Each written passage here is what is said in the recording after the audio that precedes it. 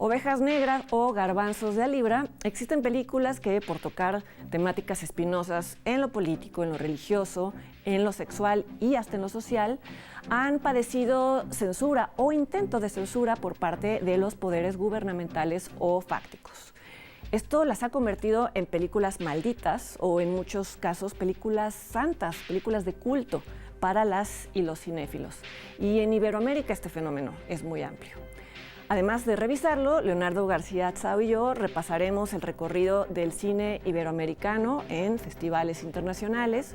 Incluiremos también entrevistas con algunos de los directores que están concursando.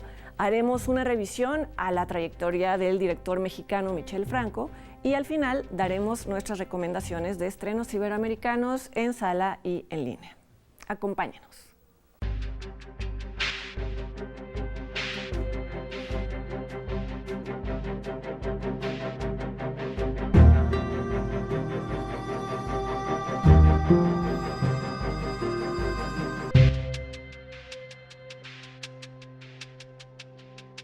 Hola, ¿qué tal? ¿Cómo están? Gracias por acompañarnos. Hola, Leonardo, ¿cómo estás? Bien, ¿y tú, Fernanda? Bien, también, muchas gracias. Bueno, ya les adelantamos el tema de este programa, que siempre de alguna manera lo bordeamos en otras emisiones. Sí, es las tan películas común el fenómeno que lo hemos mencionado. De las películas que han provocado, que han tenido efectos colaterales sí, por el tema que toca, ¿no? Y porque han sido prohibidas por el gobierno en turno, ¿no? Que han provocado esta especie de mente censora, que es uno de los procesos más misteriosos de la mente humana.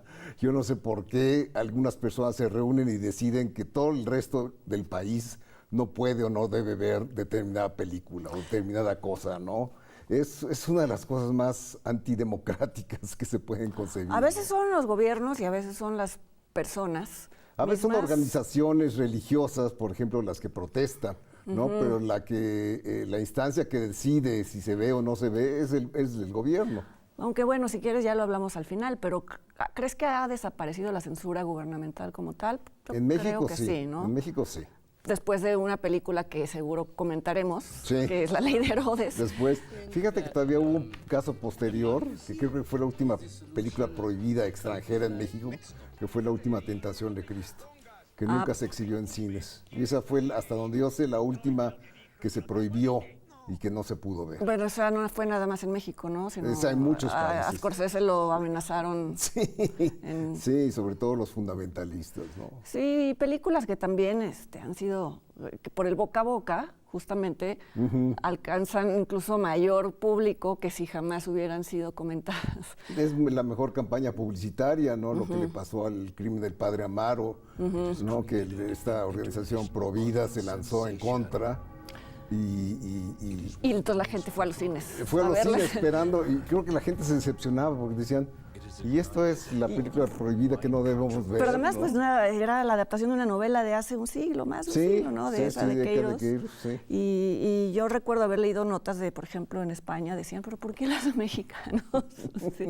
Habiendo, claro, problemas mucho más graves en torno a la religión católica, a la institución católica, como la denuncia de los curas pederastas. Pero bueno, en ese entonces todavía no había películas que recuerde que lo hayan hecho, ¿no? No. Yo creo que eso es fue pionera, fue más en reciente. Sentido, sí. Sí, bueno, en México ha habido desde que existe el cine, por lo menos desde el cine sonoro, siempre ha habido, que entonces lo hacía la Dirección de Cinematografía, que era un órgano de la Secretaría de Gobernación, ni más ni menos. Entonces no había Secretaría de Cultura, entonces era una filial de la Secretaría de Gobernación, o sea, el control. Entonces, bueno, tenemos el caso antiguo de La Mancha de Sangre, que ya comentaremos, y otras películas que, por ejemplo, no nos explicamos por qué las censuraron, como El Brazo Fuerte de Giovanni Corporal, que tú la ves y dices, ¿por qué la censuraron? ¿No? Que a veces es más interesante imaginar qué es lo que está pasando en la mente de los censores. Sí, y lo mismo pasó con Rosa Blanca de Roberto Gabaldón, que se estrenaron varios años después de realizadas, y claro, el caso clásico, el de La Sombra del Caudillo. Bueno, aunque ahí pues sí te lo explicas, que es porque los militares estaban en contra. Pues los militares, hablando de quienes han sido censores indirectos del cine mexicano, han habido varios casos, ¿no? Sí, los militares fueron los que se opusieron. Y me acuerdo, lo contaba la hija de Julio Bracho, Diana, la actriz, decía que al papá lo traían loco porque nunca le decían está prohibida. Nada más Le decían no está autorizada. Pero vaya usted a tal instancia y Kafkiano, realmente para marearlo. Porque además se llegó a presentar, o sea, es decir, tuvo una primera exhibición, porque supongo nadie había leído la novela, en donde estaban reunidos, ¿no? En Los Pinos, ¿no? Bueno, sí. Habrá sido en algún lugar. En algún lugar así muy oficial. Y pues sí, dejaba mal parado a todo este sistema, a la revolución y demás, pero además le causó una depresión horrible, ¿no? A Julio Bracho. Sí, pues se deprimió durísimo porque él consideraba que era de sus mejores películas. No lo es, o sea, cuando se autorizó finalmente, cuando él ya había muerto, por desgracia. En los 90, ¿no? En los 90, sí, la gente también decía, bueno, ya, también. ¿cuál? Expectativas no cumplidas, exacto, ¿no? todos esperaban ver algo horrible o algo escabroso y no pasaba nada, ¿no? Pero sí, el ejército ha sido un importante elemento, fue el elemento censor en Rojo Amanecer. De la cual ya también hablaremos, sí. Y a mí me sorprende, por ejemplo, que no hayan respingado con Nuevo Orden de Michel Franco. Fueron los únicos que no respingaron, y siendo realmente, en mi opinión, a los que condena a los que la son película, principalmente, ¿no? Señalados como los villanos. Y no me acuerdo si pasó algo parecido con Eli de Amate Escalante, en donde también no recuerdo, fíjate. Son ellos quienes son ellos los señalados de colusión con el narco, ¿no? Con el narco, sí. Pero bueno, no, esas películas no sufrieron censura, nada más sufrieron indiferencia, ¿no? Sí. Que es otro... Es otra forma. No, bueno, lo que pasa muchas veces es que otro tipo de censura que es incluso anterior a la que viene cuando se estrena la película es pues no financiar ciertas películas, no apoyarlas. La censura previa, la que se hace cuando se somete el guión. Que si le quitas esto mejor, que si no, porque si no, pues, qué problema. Y entonces eso creo que es más grave, porque los cineastas, guionistas, directoras, lo interiorizan, ¿no? Y entonces ya es más bien... la autocensura, que es muy grave también. Es muy grave, sí. Bueno, pues en varios países iberoamericanos ha habido censura, desde luego, donde ha habido dictaduras militares que les podemos contar. Es como lo más aterrador que hay, la censura militar, ya lo hemos dicho. Y bueno, en España durante el franquismo llegaba a casos de risa, ¿no? Yo me acuerdo cuando doblaron la película Mogambo de John Ford, porque había un triángulo amoroso entre una pareja casada y una mujer mala que era Ava Gardner, ¿no? Entonces dije, no, ¿cómo vamos a poner aquí un matrimonio ahí? Entonces los convirtieron en hermanos. Ay, qué horror. Entonces quedaba peor. Claro, era incesto, hermanos, ¿no? Incestuosos. Aunque también en estos gobiernos a veces hay cineastas muy ingeniosos, como, bueno, pues Carlos Saura. Bueno, pues sí. Hace todas las metáforas posibles, ¿no? O Luis García Berlanga, que hizo El Verdugo, que pues era pues también una... Pero se estrenó durante el franquismo. Sí, claro. Y era pues claramente... estaba hablando de Franco, ¿no? Hablando de la pena de muerte, en contra de... Y bueno, era también famoso que los cineastas ponían cosas mucho más escandalosas. Para desviar la atención. Para desviar la atención, eran como señuelos, entonces la censura las quitaba y eran cosas que eran no importantes en la película, eran nada más señuelos, entonces ya la censura estaba feliz de haberlas quitado y ya podía pasar. Se ponía la película por debajo. Sí, también está el caso de películas pues no censuradas, pero sí castigadas por dar una mala imagen del país del que se está hablando, ¿no? Sí, es denigrante a México. Es denigrante a México. Era la frase. Te estabas hablando de qué película? ¿Estás hablando de cualquiera. De cualquiera. Es que pasa en otros lugares, por ejemplo, bueno, fue lo que le pasó a Buñuel, ¿no? Con Las Urdes. Ajá, sí, que claro. De pronto dijo, hay que hablar de la pobreza en esta región de España. Hizo un documental, siendo que venía del surrealismo, en donde se creía que no se estaba... Que además el surrealismo era igual de subversivo, pero pues mientras la gente no entendiera bien. Sí. Y a pesar de que muchas escenas las construyó, pues decía, no es lo mismo hablar de algo que una vaca que se despeña, bueno, en este caso era una cabra, chivo, ¿no? Sí. Y en este caso lo hizo él, ¿no? Lo hizo él, el que le disparó. Me parece espantoso. O que mató a un burro ahí a arponazos de... Pero bueno, pues fue su despedida de España, ¿no? Fue, Sí. fue la última película que pudo hacer ahí. Y se prohibió hasta el 75, se autorizó a que se exhibiera Las Urdes en España, ¿no? Ujú. Eso- Pero llamó la atención para bien también, Sí, porque creo que a partir de la película se hicieron caminos de asfalto para llegar, es decir, llegar a esos para, pueblos. para que no se dijera, para que no se dijera que se que estaba abandonando matando de hambre a los españoles, ¿no? Claro. Bueno, Buñuel, pues es Buñuel fue casi es de los directores que más tenemos como censurados, ¿no? Sí, No sí, censurados, o sí, o castigados, o polémicos. o vigilados muy de cerca, Sí. digamos. Ujú. Sí. Eso fue el caso también de Los Olvidados en México, en donde pasó pues, muy mal, unas primeras malas funciones aquí en México, porque denigraba al país en años en los que se pretendía que México había entrado a la modernidad y pues mostraba esta capa de los niños, de la pobreza de México, pero ganó en Cannes y entonces ya se le dio aquí una exhibición como debía, pero pues sí pisó muchos callos con esta película, Sí, ¿no? claro. Bueno, vamos a hacer una pausa y al volver veremos una cápsula de entrevista del Canal 22 con los cineastas Rodrigo Plá y Laura Santullo y también Joaquín del Paso, que los tres están compitiendo en Venecia. Y pasando a la cápsula, hablaremos de nuestras favoritas del tema, que es el cine iberoamericano y la censura. Quédense con nosotros.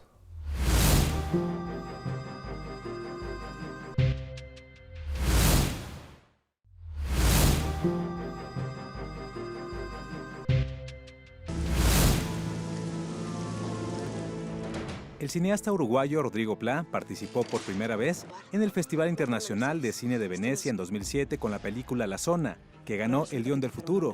En 2015 regresó a este encuentro cinematográfico con Un monstruo de 1000 cabezas y ahora vuelve a la sección Horizonte con El otro Tom, codirigido con Laura Santullo, autora del libro homónimo en el que está inspirada la película.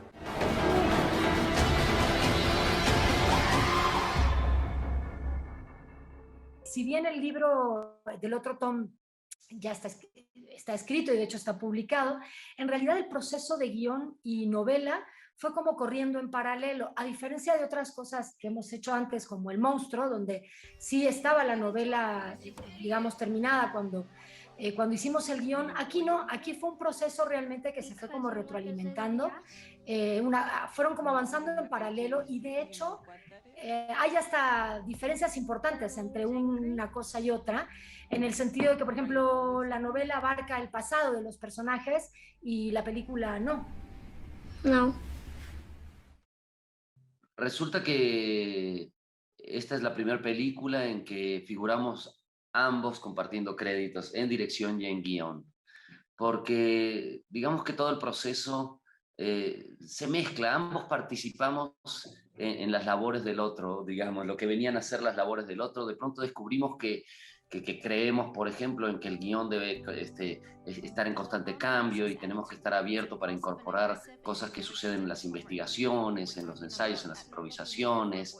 Y Laura también llega y participa en la dirección, o sea, Laura va al rodaje, aporta cosas, también propone hasta puestas de cámara, ¿me entiendes? Entonces, nos dimos cuenta que era de los dos hacíamos un poco las dos cosas.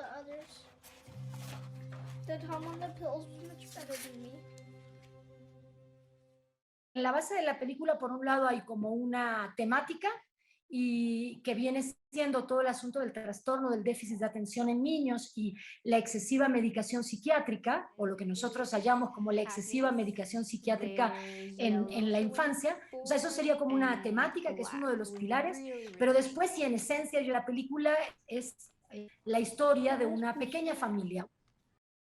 Nos parecía importante filmarla del otro lado, porque nosotros en trabajos previos hemos trabajado un poco acerca de la ausencia del Estado, ¿no? O sea, ¿qué pasa cuando no hay un Estado que regula cómo se interactúan los ciudadanos y cómo se resuelven los conflictos?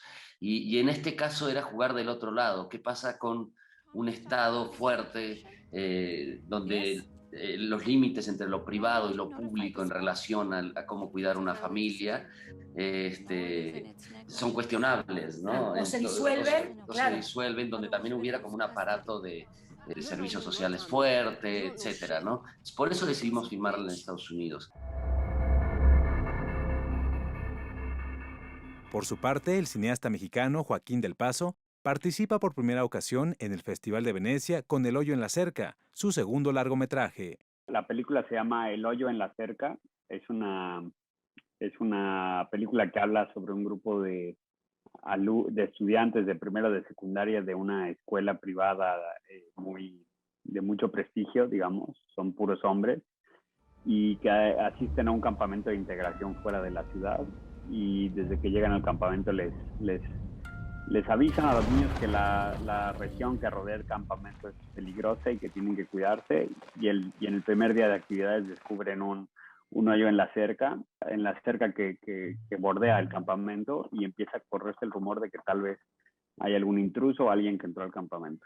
Es una película con una crítica social bastante aguda, que habla sobre la creación de estas barreras invisibles, de estas murallas invisibles que dividen las diferentes partes de nuestra sociedad, y habla sobre la educación de los jóvenes más privilegiados y cómo son educados para construir una ideología que los va a ayudar de grandes a que se mantenga el status quo de las cosas. Es una película que escribimos durante un año, se filmó en 7 semanas, se editó durante un año, y después la postproducción lleva unos 8 o 9 meses.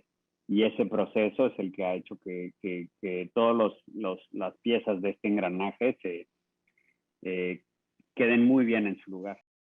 Es un hecho que en años recientes el cine iberoamericano ha brillado en el Festival Internacional de Cine de Venecia.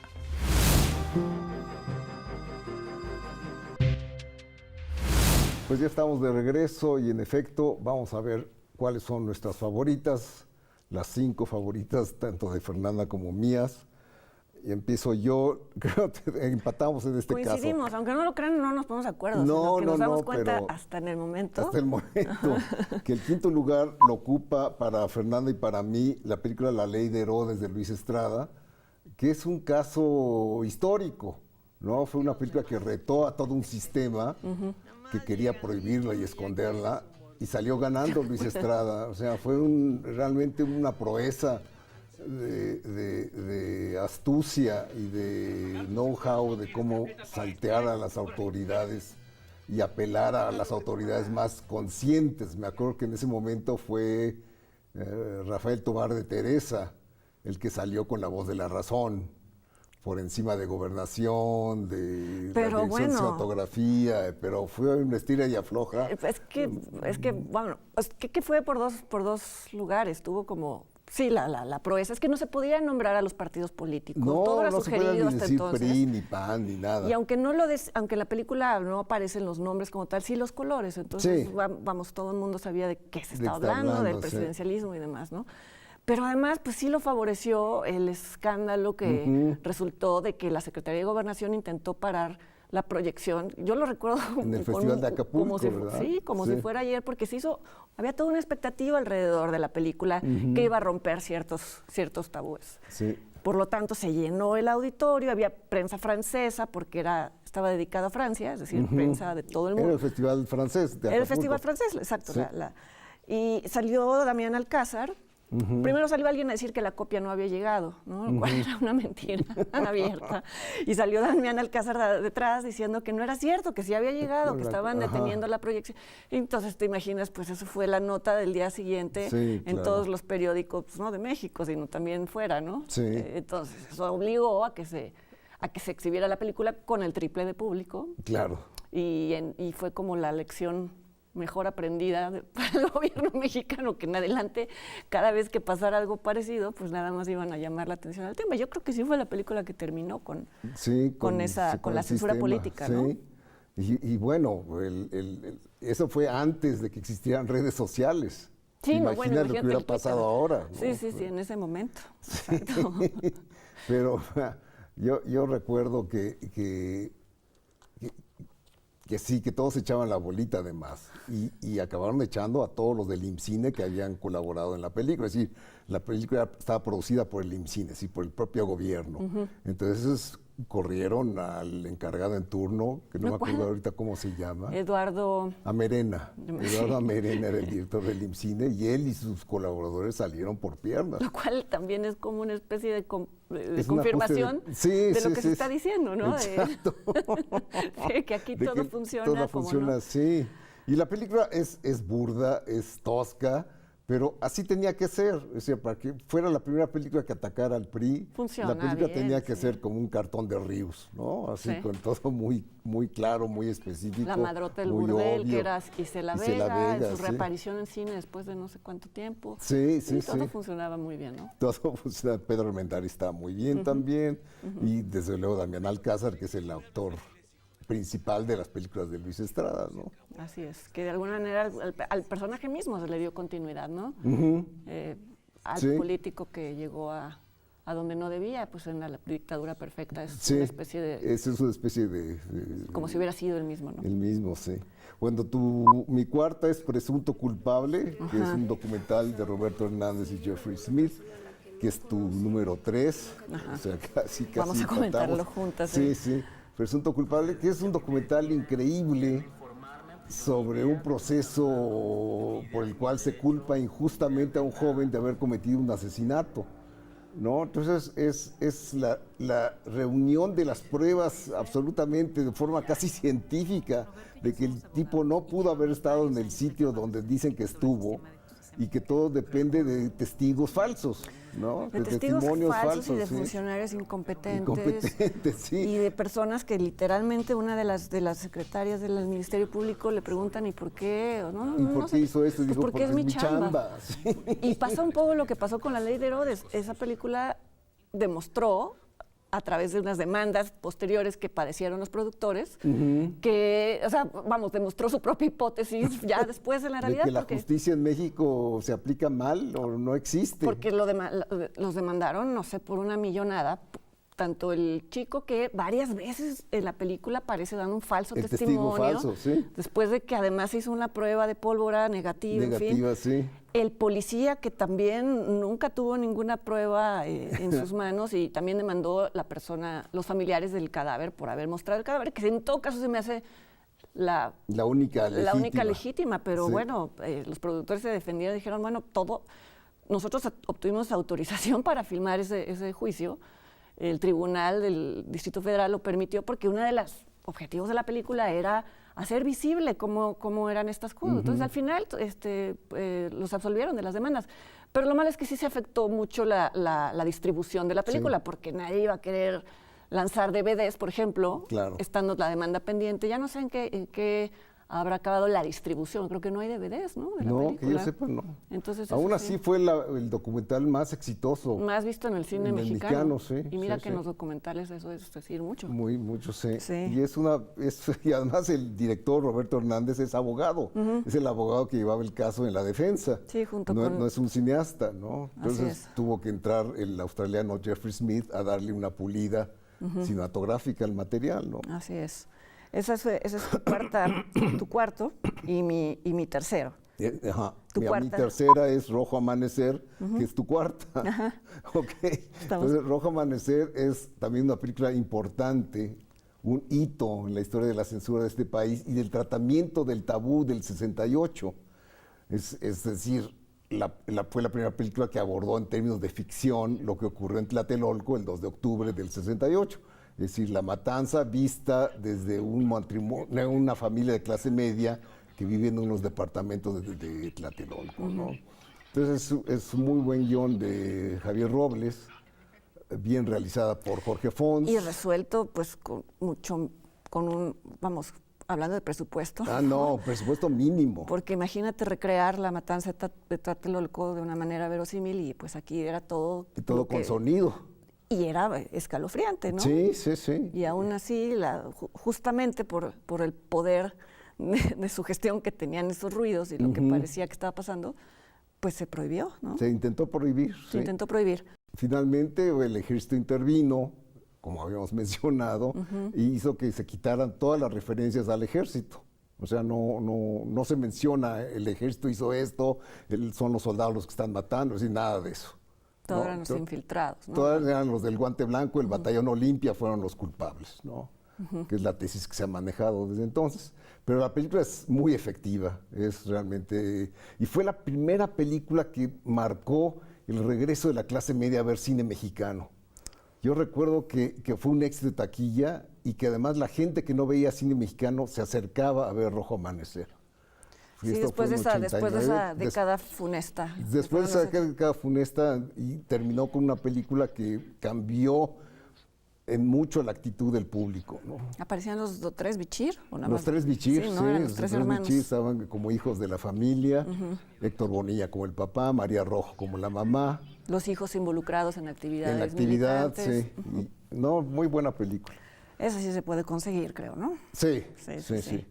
Bueno, mi segunda es La Mancha de Sangre y es una película prohibida, maldita. Esa sí fue una película maldita porque desde su estreno se dijo que era obscena, entonces hay muchas leyendas. Fue una película que se envolvió en un manto de leyendas.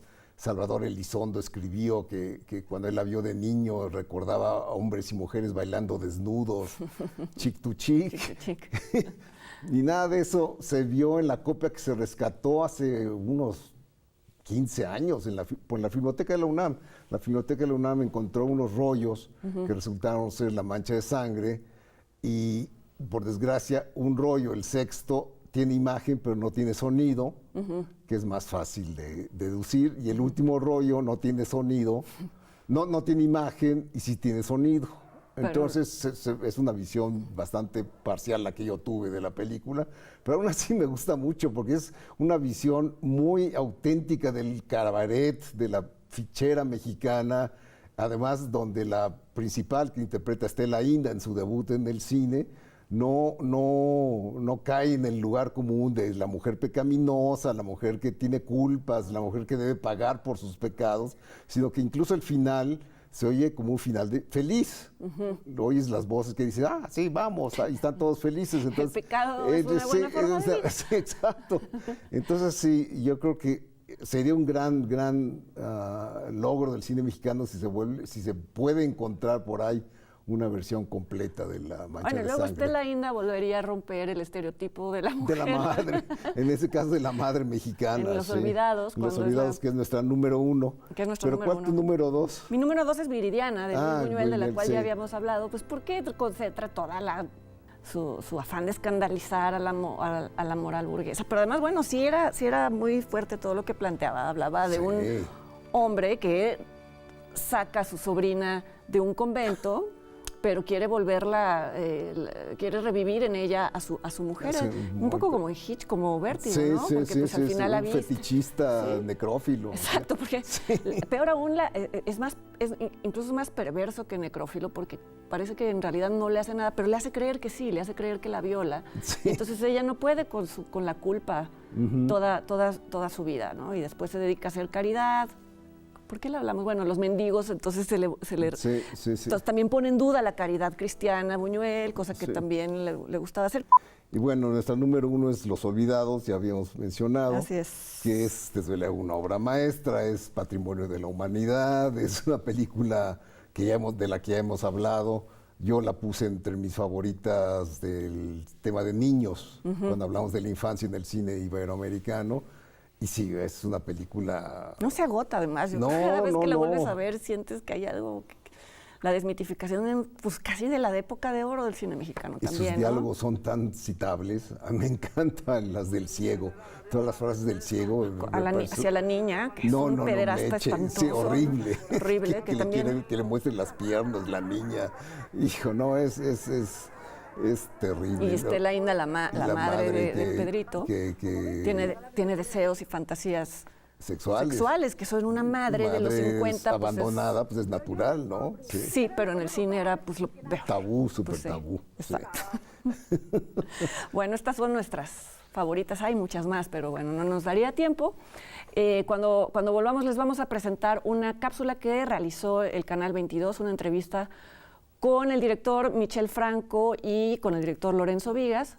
Después vamos nosotros a revisar la filmografía justamente de Michel Franco y después de eso vamos a hablar de las personas fallecidas en este último mes en nuestra sección In Memoriam.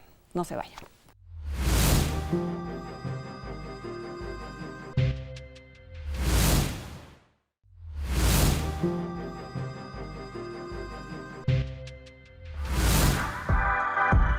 La 78 edición del Festival Internacional de Cine de Venecia tendrá una gran presencia iberoamericana. Este año, 21 películas disputan el León de Oro, máximo galardón de este encuentro cinematográfico. De la lista destaca Madres Paralelas, del director español Pedro Almodóvar, y Spencer, del cineasta chileno Pablo Larraín. En un hecho casi inédito, 2 películas mexicanas aspiran a llevarse este galardón. Se trata de Sundown, de Michel Franco, y La Caja, de Lorenzo Vigas. Ambas cintas son producidas por Teorema, la casa productora de la que son socios y fundadores. Es muy divertido y es un honor estar compitiendo en el mismo año de Venecia. Había pasado que 2 películas mexicanas estuvieran ahí, que ya es especial, pero que sean de la misma compañía productora y que los 2 trabajamos en ambas películas, pues es muy especial. Entonces, yo creo que duplica las posibilidades de traer buenas noticias a México. No sé si esto ha pasado antes en la historia, que 2 amigos así y además colaboradores, nosotros estamos felices por lo que está pasando. Además, 2 películas mexicanas en la misma competencia de Venecia, es increíble, es un momento que nosotros estamos disfrutando mucho, yo estoy disfrutando mucho. Hace apenas un año, Michel Franco se llevó el León de Plata al mejor director por la película Nuevo Orden. Ahora regresa para presentar Sundown, una historia sobre un matrimonio extranjero que está de vacaciones en Acapulco. Lo único que hemos revelado es que la película inicia con las vacaciones, el viaje de una familia de ingleses en Acapulco que se ve interrumpida por una llamada telefónica y pues a partir de ahí hay un estudio de personaje y de la relación entre los familiares, pero no puedo revelar más porque echaría a perder la premiere en Venecia y las sorpresas que el público se va a llevar. Espero que la vean antes de juzgarla, no como la anterior, pero cualquier reacción que provoque es bienvenida y que sea centro de discusión, de conversaciones largas, de polémica.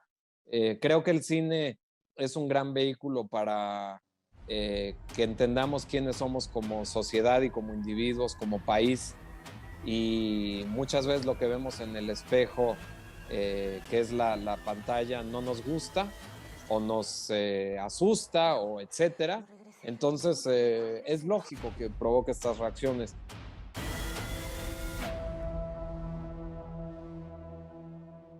En 2015, Lorenzo Vigas se llevó el León de Oro por la película Desde Allá, convirtiéndose en el primer cineasta latinoamericano en obtener este preciado galardón. El filme, protagonizado por el actor chileno Alfredo Castro, gira en torno a la paternidad, un tema que vuelve a tratar en La Caja, cinta con la que regresa a este certamen. Un niño de Ciudad de México que se va a buscar a su padre, con quien no vivió porque desapareció hace muchos años, y le dan una caja en Chihuahua con los restos de su padre, ¿no? Fue descubierto en una fosa común. Pero de pronto ve un señor caminando por la calle y este señor es idéntico a su papá. Ese es el tema de la película, esa necesidad que todos los niños tienen de tener un padre. Y luego, ¿qué pasa, no? ¿Cómo tu vida queda afectada por esa relación, por esa ausencia o por esa presencia terrible que a veces tienen los padres sobre los hijos? Hay un actor que para mí tiene el mismo nivel de Alfredo, que es Hernán Mendoza, que es un actor que salió del teatro, pero que poco a poco se ha ido hacia la televisión y hacia el cine. Y él le da una solidez al trabajo actoral de la película. Y luego, al igual que en Desde Allá, para mí hay un gran descubrimiento. En Desde Allá era Luis Silva, y en este caso es Hatzin Navarrete. La competencia y decisión del jurado no será fácil, pues también participa The Power of the Dog de Jane Campion, The Car Counter de Paul Schrader y È stata la mano di Dio de Paolo Sorrentino.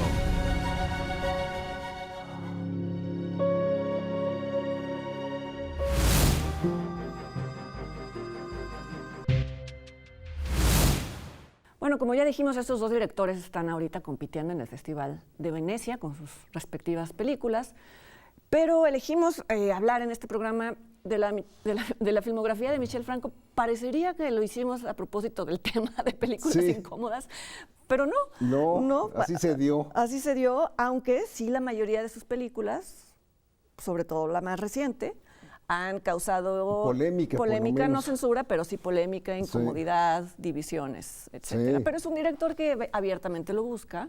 Sí, y entonces tiene ese lado provocador. Es parte de su sello. De su sello, sí. Es un cineasta que no hace un cine complaciente, hace un cine que molesta, ¿no? Esa es una de sus virtudes, que nunca ha hecho una película feel good, ¿no? Al contrario, es feel bad movies, ¿no? Siempre te quedas así como inquieto, incómodo después de ver una película de Michel Franco, ¿no? Sí, con la sensación de que eso que se acaba de plantear no tiene remedio y de que las personas somos, en la mayor parte, una indeseables. Indeseables, sí. Sí. A mí algo que me gusta de sus películas es que toca temas que podrían prestarse al melodrama, pero ninguna es melodramática, ¿no? No, siempre, se mantiene siempre a distancia. Su mirada es muy fría.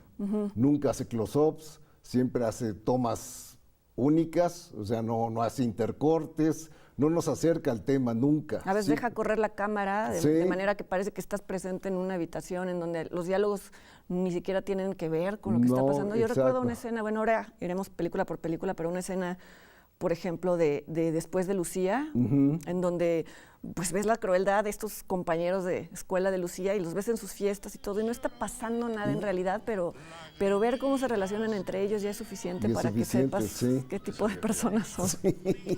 Sí, bueno, su primera película, Daniel y Ana, yo ahí sí le encontré algunos problemas.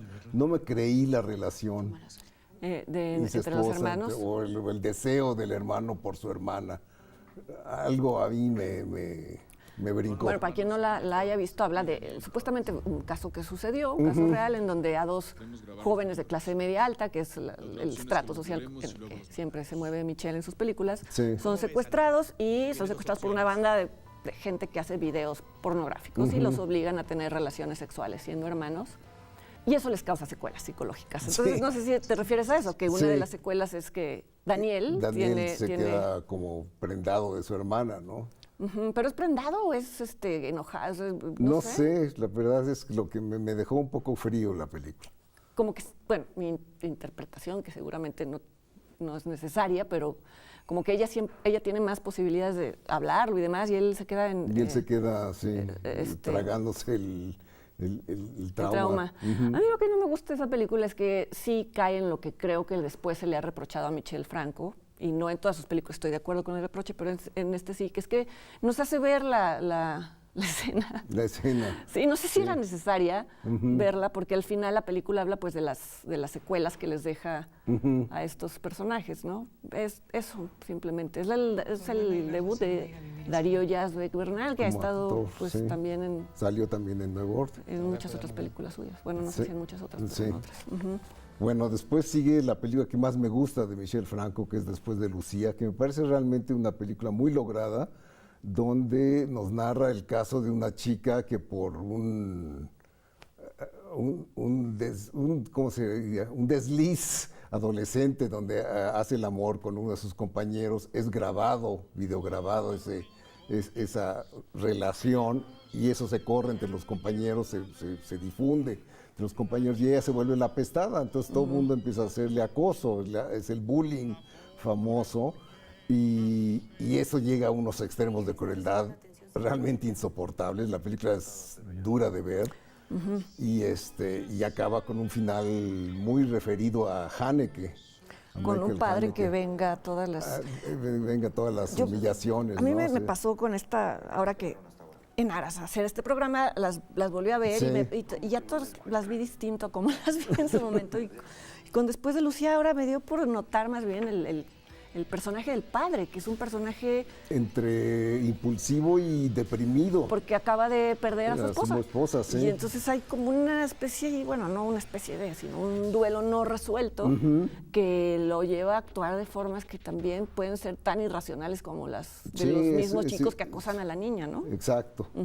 Sí, está muy bien la película. Y la protagonista, que es Tessa Tessa Io, Io, lo sí, hace que muy es- bien, ¿no? sí. Era su primer papel, Que me era parece. es hija de Nailea Norvind. Las hijas de Nailea De Norvind salieron muy en las buenas actrices. y salen en las películas de Michel Franco, incluyendo a Nailea Norvind. incluyendo a Nailea Norvind, que Sí. saldrá en la siguiente película. Que es, no, en, No, en no, A los ojos no. A los ojos no. A los ojos fue un caso de una película que casi no se vio. No, se le fue perfectamente ni fu ni fa. Es decir, no tuvo ni trascendencia, no sé. Yo la vi en Morelia y desde entonces no la he vuelto a ver que se exhiba. A mí me gusta, fíjate. ¿Sí? Sí, la escribió él y la dirigen él y su hermana. Hermana, sí. Y habla de pues estos dilemas espantosos, que no hay solución y obviamente no tienen una salida ética aceptable, en donde una persona necesita córneas para su hijo o hija. Estoy un poco... Hijo. Y entonces, bueno, pues recurre a los lugares más precarios y en donde menos se va a notar. Bueno, pues no se las digo, pero más o menos se imaginan. Y ya pues habla también de este privilegio de ciertos grupos, que también es una de las cosas que le gusta denunciar a Michel Franco, aunque luego a él se le tacha de privilegiado, ¿no? De cómo pues hay personas que pueden obtener lo que quieran sin tener que pasar por los filtros necesarios, ¿no? Pero no trascendió, es una película No, casi no se proyectó. Sí. Casi no existe. Bueno, sigue El último paciente. Hay que decir que todas sus películas, salvo A los ojos, han pasado en festivales internacionales y prácticamente todos, hasta Nuevo Orden, han ganado un premio importante. Sí. ¿No? Sobre todo en Cannes. El Chronic. El Chronic, sí, y es protagonizada por Tim Roth, que fue el jurado que le dio el premio principal de Una cierta mirada después de Lucía. Tim Roth se quedó fascinado por el talento de Michel Franco y desde entonces se ha vuelto su socio y su actor más frecuente. A mí me gusta mucho Chronic, la mencioné como una de mis favoritas. Estás en el tema de... Estamos perdidos recordando en qué tema, pero sí, me parece un tema muy difícil de tratar y que una vez más evita el melodrama de un enfermero, de pacientes terminales, que se queda prendado emocionalmente de las personas con las que trabaja, pero una vez más tiene conexiones incluso con Después de Lucía. Es alguien que no ha resuelto un duelo y que de alguna manera lo hace de maneras que... Pues, que más asimila siempre a sus pacientes, ¿no? En su vida cotidiana siempre habla de ellos como si fueran familiares. Sí, cosa que pues creo que debe de ser algo que por regla los médicos no hacen porque se volverían locos. Tim Roth está fantástico, como siempre, y esta es la cámara de Michel Franco también viendo todo desde lejos, ¿no? Sí. Sí, me gusta mucho esta el final película. fue muy discutido también, pero bueno. Las hijas de Abril es su siguiente película que trata sobre una madre un poco especial, digamos, ¿no? No es una madre como la que hemos visto en el cine, abnegada y cariñosa con sus hijas, sino al contrario, es como una especie de antagonista de sus hijas. Es como una caníbal de sus hijas, ¿no? Sí, Intenta suplantar la vida de una de ellas, ¿no? Incluyendo apropiándose de su pareja. De su galán y luego de su hijo. Sí. Creo que esa película, él decía que la había escrito expresamente para Isabelle Huppert. La había hablado con ella, pero como que justamente el haberla escrito para ella no funcionó al final. Pero bueno, sí, me imagino que hubiera sido un papel que hubiera podido interpretar perfectamente Isabelle Huppert. Yo creo que hubo cambios en el guión, porque una actriz mexicana connotada, que no diré su nombre, me dijo que le dio a leer el guión, Michelle, y que ella le encontró escenas de sexo muy, muy gráficas y ella dijo no. No las tiene, ¿no? No las tiene. De hecho, es prácticamente muy no discreta, las tiene. no tiene.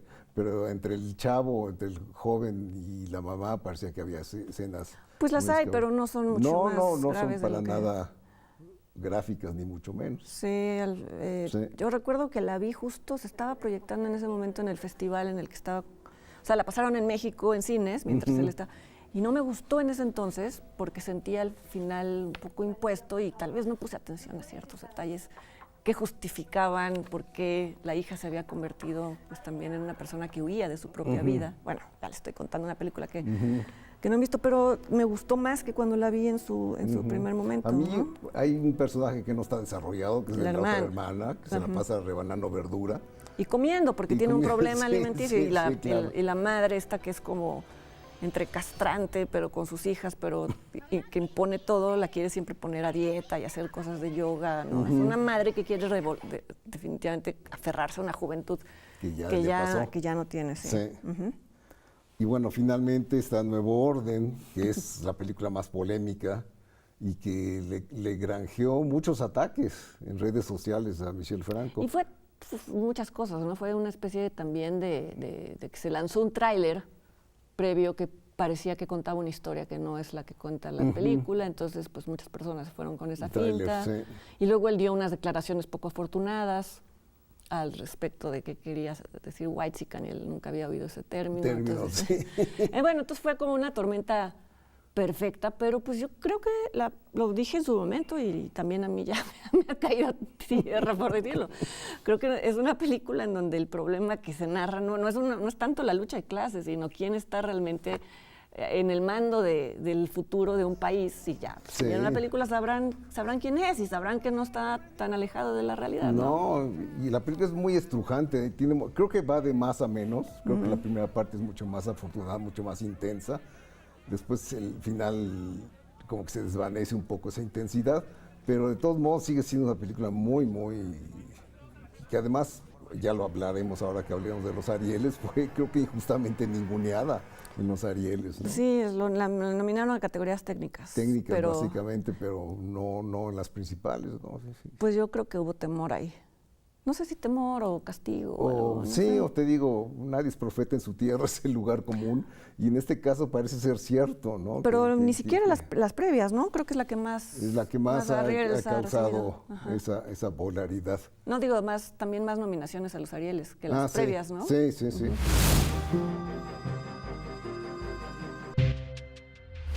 Ahora vamos a hablar de los cineastas o personajes de la pantalla que fallecieron el pasado mes. Está la actriz Lilia Aragón, que tenía una presencia muy fuerte. Yo la recuerdo como una mujer de una semblante. Sí, porque además la conocí personalmente en el rodaje de Ángel de Fuego. Claro. Y era muy imponente. O sea, ella hablaba y sí, todos escuchaban, ¿no? Sí, era una actriz que hizo cine, teatro, televisión, sobre todo teatro, hizo muy buen teatro. Sí, bueno, yo la recuerdo bien también en Veneno para las Hadas, bueno, en fin, sí, pero sí es alguien que tenía atributos en el rostro, ¿no? Sí. Y que esto a la larga también fue actriz en muchas telenovelas, sirve perfectamente para... No estoy diciendo que su mejor trabajo sea las telenovelas, ¿no? Pero esto, eso le posibilitó tener una vida larga en la televisión. De villana, sobre todo. De villana, sí. Sí. Bueno, también murió David Blaustein, que es un productor y director argentino que radicó un tiempo en México durante la Guerra Fría, durante la dictadura militar argentina, y ahí fue cuando lo conocí. Era un buen tipo, un tipo muy luchón, muy comprometido, muy militante, con la causa. Hizo algunas películas como productor, sobre todo como director. Su película más conocida es Cazadores de Utopías. Bueno, y murió una leyenda del cine mexicano, que fue Rosita Quintana, que es argentina. De origen, pero toda su carrera la hizo en México. Sí. Cuando la trajo Jorge Negrete, ¿cierto? Exacto, sí. Y es una actriz muy versátil, que a mí me caía bien. Sobre todo la recuerdo por Susana, para volver con Buñuel, en Susana Carne y Demonio, que era la tentación encarnada, que hacía enloquecer a los hombres de una hacienda. Ella se huía de un reformatorio y encontraba refugio ahí, y ahí causaba toda una serie de líos, ¿no? También en Calabacitas Tiernas con Tintán hacía de la empleada doméstica con la que Tintán coqueteaba felizmente, y también era muy chistosa, una muy buena actriz. Así es. Entonces, bueno, ese es... también murió Isabel Martínez, la Taravilla, actriz cómica, También pues, básicamente teatro y cine, no que diga televisión y cine, y el actor brasileño Tarciso Meira, que salió en Eu Te Amo, de Arnaldo Jabor, y A Idade da Terra, de Glaube Rocha. Okay. Bueno, esperemos que no sean muchos más. Más el próximo mes. Los invitamos a que se queden para ver una cápsula sobre la presencia del cine iberoamericano en los muchos festivales que están ocurriendo en este momento.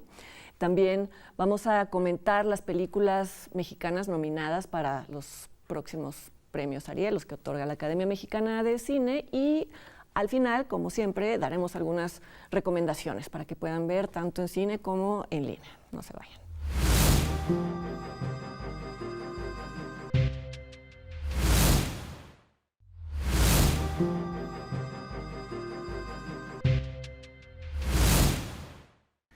En la sección oficial de la 69 edición del Festival de San Sebastián o Donostia, que se celebrará entre el 17 y el 25 de septiembre próximos, encontramos una gran presencia del país anfitrión, por supuesto, y un estreno de la Argentina y otro de Perú.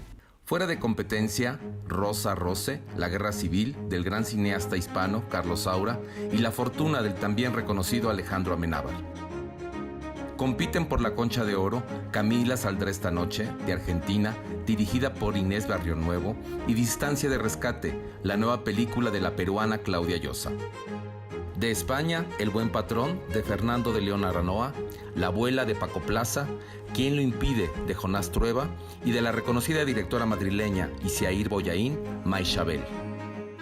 En la sección Horizontes Latinos se volverán a ver películas que ya han pasado o están pasando por otros importantes festivales mundiales, como Cannes, Berlín o Venecia, tales como La Caja, del venezolano Lorenzo Vigas, Noche de Fuego, de la mexicana salvadoreña Tatiana Hueso, y una película de policías, del mexicano Alonso Ruiz Palacios. Otros largometrajes seleccionados, inéditos en España, son Jesús López, de Argentina, dirigido por Maximiliano Schonfeld, El empleado y el patrón, del uruguayo Manuel Nieto. De Colombia se verán Amparo, de Simón Mesa Soto, de Costa Rica Aurora, de Paz Fábrega, de Brasil Madalena, de Madiano Marchetti, y también coproducción de Argentina Azor, de Andreas Fontana, y Piedra de Noche, de Iván Fund. Mucha suerte para todos y todas las cineastas iberoamericanas en San Sebastián 2021.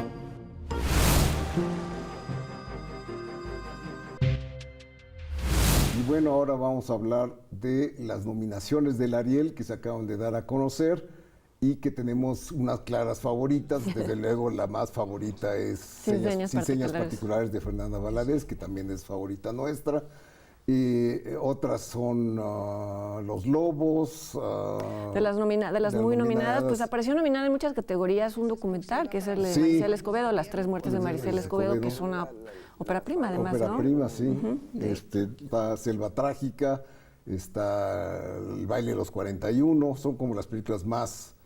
Y también Nuevo Orden, que Nuevo Orden, te digo, la ningunearon. Sí. Y yo creo que incluso hay quien está en desacuerdo con que esté nominada en las categorías que están nominadas. Sí. Sí, es una película que suscitó muchos odios. Sí, a ver si el tiempo hace que se balancee. Le da su lugar más justo, sí. Sí, bueno, pues preferimos comentar las ganadoras cuando se dé, que ya será en el siguiente programa, entonces lo tendrán que ver, ¿no? Exacto. Por lo pronto, pues les dejamos un par de recomendaciones de películas. Una de ellas que se estrenó en cines, es la película Territorio de Andrés Clarion. Rangel. Sí, que es un director interesante. Trata un tema casi animalístico, ¿no? Un enfrentamiento entre machos por la posesión de la hembra.